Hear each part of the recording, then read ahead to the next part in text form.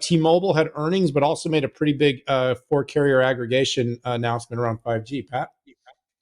Yeah, so we can slice this up any way you want, but let me hit earnings. Hey, where'd you go, buddy? Where'd you go, bestie? Am I back? Am I back? You're back. You're All back. right. You're back, I baby. was Okay. hitting something. I hit the wrong thing, but it was all That's all you. good. It was just you on the screen, which imagine if it had been just me. I know. I know. I could press refresh and I go away. Yeah. Out So, of here. yeah, so let's start with earnings. So, I don't know how the analysts get this so wrong, but they crushed earnings by 18%. And they keep crushing it by double digits almost every quarter, but they narrowly missed on revenue, which has happened the past four quarters. But when you crush it by 18% and deliver $2 a share on some massive revenue of 19.2 billion, you're doing something right. And what is T-Mobile doing? I mean, T-Mobile absolutely took the biggest risk I've seen any carrier make and actually succeed. Been a lot of big carrier risks that have failed. Just look at AT&T and T and Verizon right now with some of these the media acquisitions and divestitures. But T-Mobile CEO Mike Sievert really boiled it down to three things. Like how is like a customers are coming to us more, right? That means they're taking share, they're taking people. Once they get us, they're staying with us, and that's code for churn. And they're buying up our rate card voluntarily. And by the way, two things in that.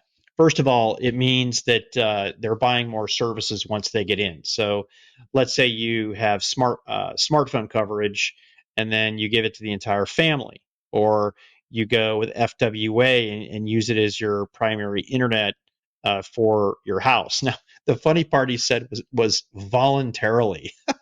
I just love the competitive stuff that now Mike didn't, specifically say this, but AT&T and T and Verizon are kind of known for. I mean, look at the Verizon price increase that came on legacy accounts that weren't ever allowed to change. It's a perfect example of this. So we do a lot of B2B stuff, and I'm going to hone in on the B2B stuff. I mean, there's a ton of B2C stuff, but it's really glad to see T-Mobile for Business come out 179,000 postpaid phone net adds for the business with less than 1% churn. I mean, that's obscenely high on the postpaids and obscenely low on the churn. You have to love it. And then the company, for being this B2C company that's, kind of like Google Cloud, really trying to lean into the business side, they spent a ton of time on the call talking about this. They talked about they want the largest global asset management firm, not going to use the name, another leading global bank, two big wins with the EPA and the IRS. Hopefully, they don't do too well in the IRS.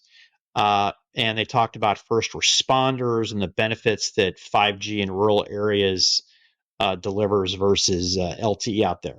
They talked about retail as a vertical, and they have some really interesting Web 4.0 solutions out there where they actually sign up as the general contractor. They pull in a bunch of partners to deliver these solutions. I've talked about retail with a fixed 5G, not having to do a truck roll.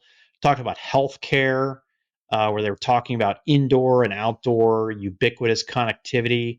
They talked about education, large campuses, getting 5G, to the farthest room across campus. And they talked about federal use cases, which, by the way, this is when you are starting to when you have arrived as a credible provider, when you can sign up the Department of Defense as a customer.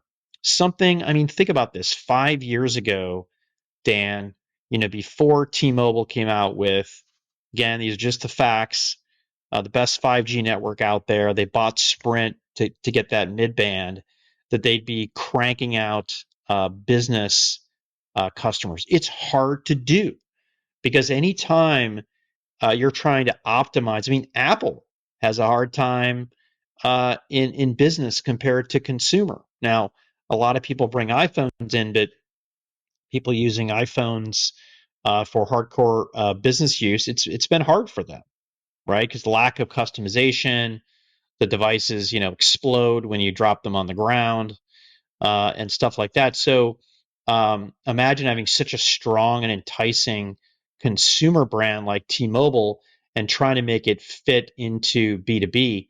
One historical example who did this great was Sun Microsystems, right? When every box was black, every box was boring.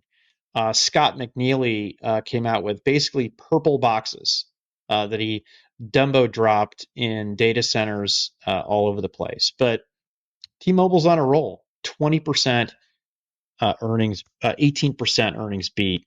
Well, Mike Sievert said to our friend Brian Sazi, and I was just kind of reading up some of his comments right now on Yahoo Finance. He said, "Why are they so successful?"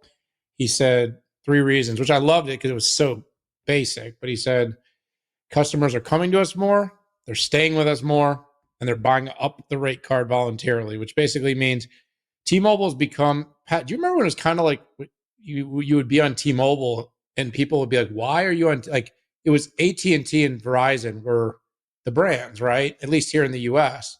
And so that was first and foremost. It used to be a weird thing to be part of T-Mobile. It was a weird thing, like why it was almost like being on Boost Mobile. It was just like, who does that? T-Mobile is absolutely considered now a premium product. So they did a great job from being the uncarrier to now being really genuinely seen as the carrier. Um, Second of all, Pat, I will just tell you, I say this all the time, their global presence is awesome. So the fact that I never even think about will my phone work. Did you have to think about that at all when you were in Korea?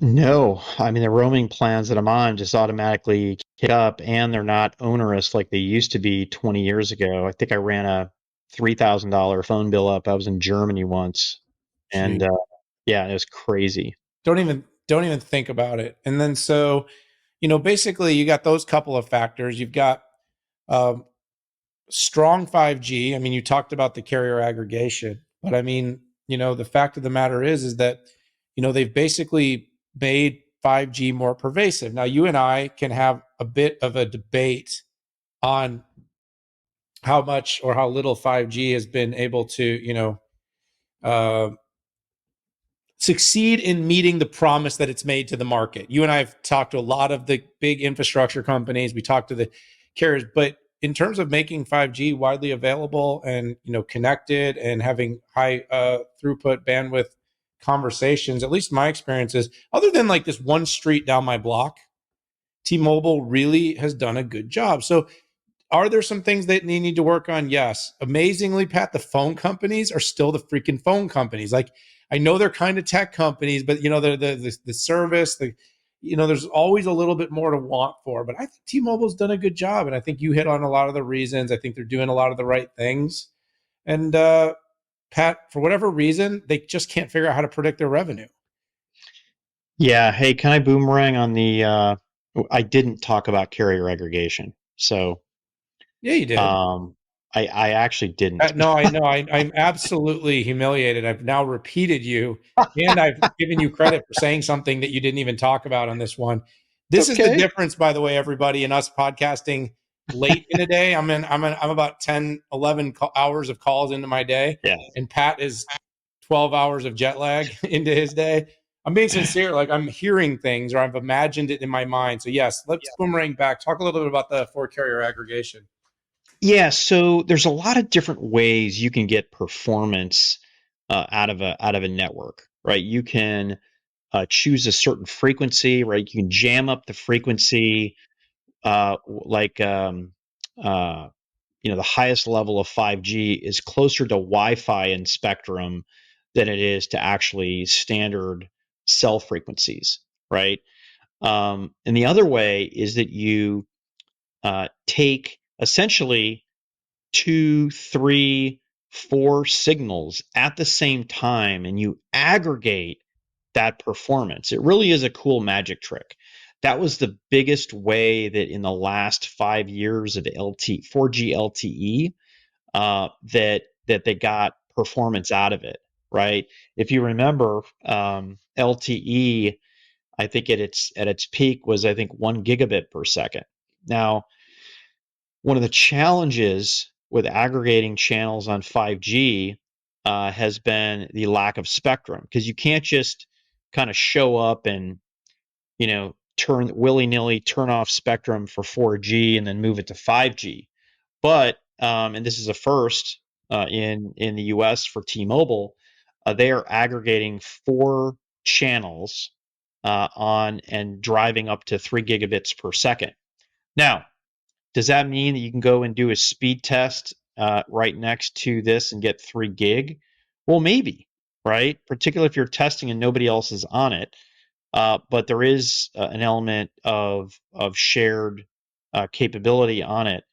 But again, best 5G network when they came out, and if you have 4 carrier aggregation and you're pushing the performance of of the mid band and low bands, I'm wondering of the incremental value other than interconnectivity, um, of the highest level, highest performance 5G. So hats off to, as AT&T is buying and selling media companies and getting into just a total mess, as Verizon is trying to revive media properties that were irrelevant. T-Mobile just keeps rolling out this network.